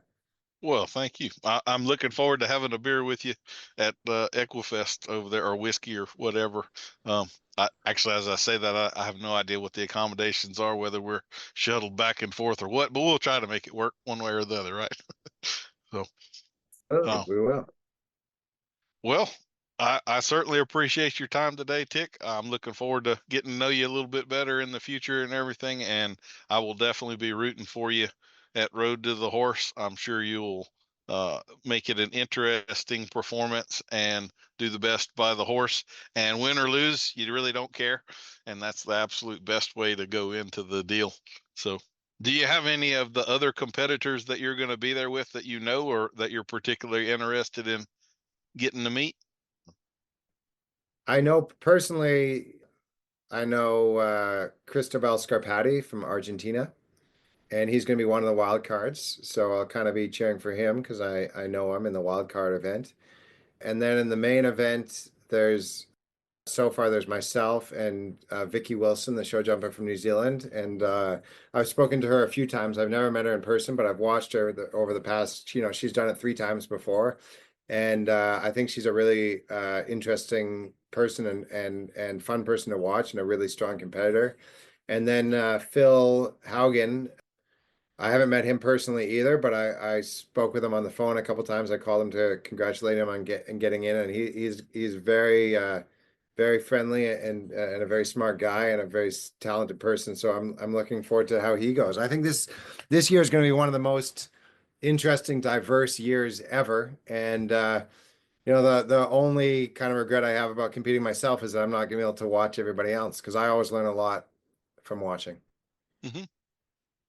Absolutely. I've made some good friends in those kind of competitions and all of that stuff too. So yeah, it's more fulfilling when the caliber of people that are there with you are very high, and the people you're competing with are the kind of people you'd want to watch, just exactly like that. So, well, congratulations and kudos to you. I'll be pulling for you, and certainly looking forward to more good things from you in the future with the NF Plus and all of that stuff.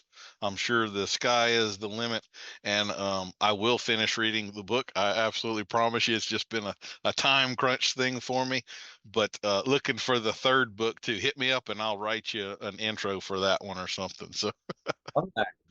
all right. Well, Thanks very much for having me, and I'll see you soon. yes, sir. Take care. Bye.